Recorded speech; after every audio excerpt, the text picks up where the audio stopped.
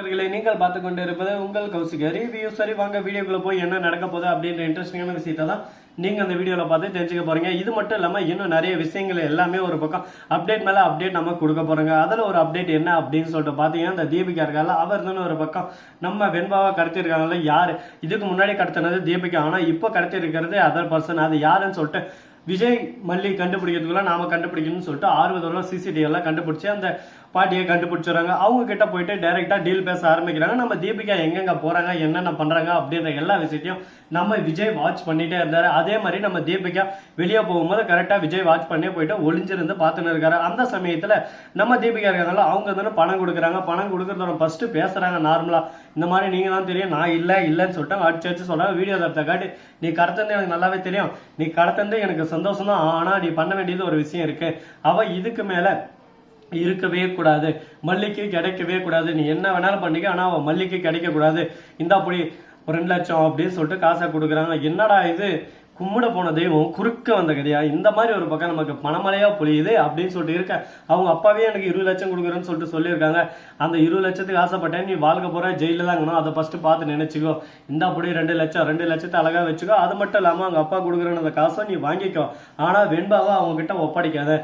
பொண்ணு இந்த மாதிரி ஒப்படைக்கிறேன் அப்படின்னு சொல்லிட்டு அந்த பணத்தை வாங்கிட்டு வந்துடு. அதுக்கப்புறம் நீ எங்கன்னா போய் தலைமாறாயிர அந்த பொண்ணையும் அழைச்சிட்டு போயிட்டு எங்கேயாவது எதனா பண்ணிடு.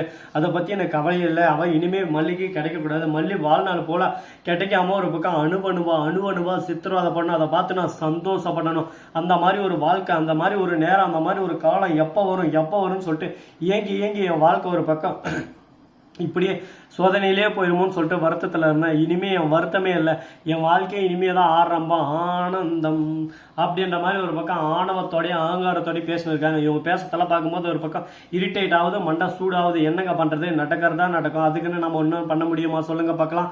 வாழ்க்கையில் 1000 கஷ்டம் நஷ்டம் துக்கம் துயரம் எல்லாமே வரலாம். அதுக்கேற்ற மாதிரி இந்த மாதிரி நம்பிக்கை துரோகிகள் நிறைய பேர் வரலாம். அதை பற்றி நம்ம கவலைப்படவே கூடாது, ஏறி மிரிச்சிட்டு போயிட்டே தரணும். நம்ம தீபிகாவையும் அவளையும் அப்பயே கை களமாக பிடிச்சிட்டுக்கலாம். சரி ஓகே, இப்போ உடனே பிடிச்சா இவங்க 2 பேரும் இல்லைன்னு சொல்லிட்டு எதனா ஒன்று சொல்லிட்டு சமாளிச்சிருவாங்க.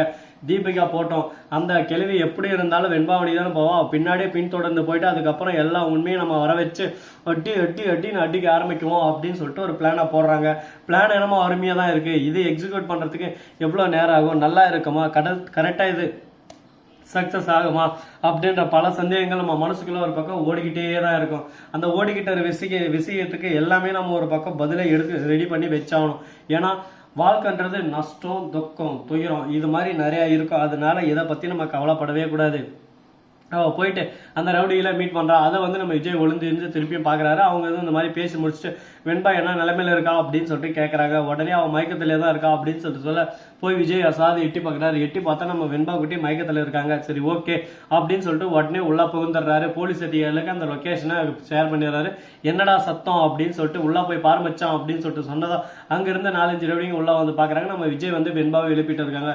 அடே யாரா நீ அப்படின்னு சொல்லிட்டு உள்ள அவனை பிடிக்கிறாங்க. விஜய் இருந்து உடனே பார்க்கணுமே, இப்படி ஒரு அடி அப்படி ஒரு அடி வைக்கிறாரு. ஆனா அந்த சமயத்துல பின்னாடி இருந்து கட்டை ஒருத்தன் பட்டான்னு அடிச்சா பொட்டான மயக்கம் போட்டு வந்துடுறான். படத்துல எல்லாம் சொல்லுவாங்க 10 பேர் வந்தாலும் அசால்ட்டா ஒரே செகண்ட் அடிச்சு போடுவாடான்னு சொல்லிட்டு. ஆனா அதெல்லாம் ரியாலிட்டி லைஃப்ல வாய்ப்பு இல்லை. அதே மாதிரிதான் நம்ம விஜய் 3 பேரை அடிச்சாரு. திடீர்னு ஒருத்தர் மறைஞ்சிருந்து வந்து அடிச்சா சோழி முடிஞ்சு.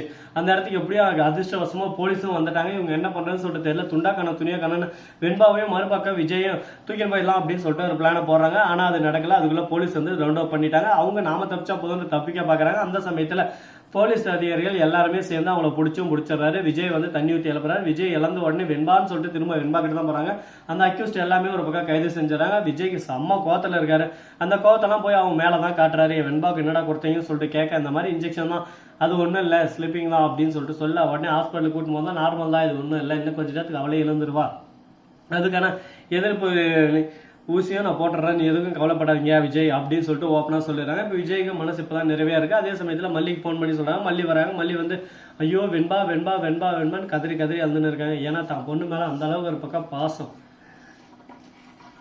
எந்த ஒரு தாய்க்கும் பாசம் இல்லாம இருக்குமா சொல்லுங்க பார்க்கலாம். பாசம் அந்த அளவுக்கு ஒரு பக்கம் பாசம்.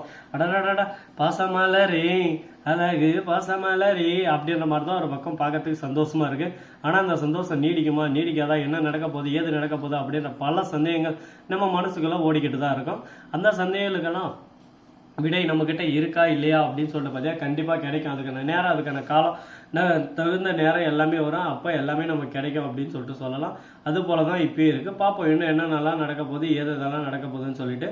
சரி, இதெல்லாம் ஒரு பக்கம் போயின்னு இருக்கா. மறுபக்கம் என்ன நடக்குது அப்படின்னு சொல்லிட்டு பார்த்தீங்கன்னா, நம்ம விஜய் இருக்கார்ல, அவர் போயிட்டு என்ன பண்ணுறாரு அப்படின்னு சொல்லிட்டு பார்த்தீங்கன்னா, வெண்பாவோட ஸ்கூலில் இன்ஃபார்ம் பண்ணிடுறாரு இந்த மாதிரி ஒரு 2 days லீவ் அப்படின்னு சொல்லிட்டு. உடனே ஓகே, அவங்களும் அந்த இதை எடுத்துக்கிறாங்க. ஏன்னா வெண்பா காணாமல் போனது அவங்களுக்கு நல்லபடியாக தெரியும். சரி, ஓகே இப்போதைக்கு அப்படின்னு சொல்லிட்டு அந்த போட்டியில் திரும்ப கலந்துப்பா என் பொண்ணு கலந்துன்னா அந்த போட்டியில் ஜெயிப்பா. அந்த போட்டிக்காக தானே கடத்துனாங்க. அந்த போட்டியில் என் பொண்ணு ஜெயிச்சு காட்டுவா. என் பொண்ணு அந்த இடத்துல நின்று மீண்டும் ஜெயிச்சு காட்டணும். அதுதான் எனக்கு சந்தோஷம். அந்த சந்தோஷத்தை நான் பார்க்கணும் அப்படின்னு சொல்லிட்டு விஜய் ரொம்பவே ஒரு பக்கம் பூரிப்பா சந்தோஷமா பேசினு இருக்காரு. விஜய் பேசுறதை கேட்கும்போது நமக்கே ஒரு பக்கம் சந்தோஷமாவும் இருக்கு, ஆர்வமாவும் இருக்கு. பரவாயில்லடா, இப்பயாவது புத்தி வந்துச்ச விஜய்க்கு. இத்தனை நாள் பல பேர் சொல்லி சொல்லாமையும் புரியாம ஊர் சுத்தின்னு இருந்தாரு. இப்போ ஏதோ ஒரு வழியா புத்தி வெண்பா ஜெயிக்கணுன்ற ஒரு ஆசை வந்திருக்கு. ஸோ நண்பர்களே, இது மட்டும் இல்லாமல் உங்களுக்கு இன்னொரு இன்ட்ரெஸ்டிங்கான விஷயத்தை பற்றி தாங்க நம்ம கலந்துரையாடலில் தெரிஞ்சுக்க போகிறோம். அது என்னன்னு சொல்லிட்டு பார்த்தீங்கன்னா, அதுக்கு முன்னாடி இந்த வீடியோ உங்களுக்கு பிடிச்சிருந்தா லைக் பண்ணுங்கள், கமெண்ட் பண்ணுங்கள், ஷேர் பண்ணுங்கள், டிண்டிங் மேலே தட்டி விட்டு போங்க. அப்போ தான் நான் போகிற அடுத்தடுத்த வீடியோ உங்களுக்கு உடனுக்குடன் நோட்டிஃபிகேஷனில் வந்து கொண்டே இருக்கும். மிக்க நன்றி. தேங்க்ஸ் ஃபார் வாட்சிங். Tata, see you. நன்றி, வணக்கம், வந்தனம், வருக தருங்க.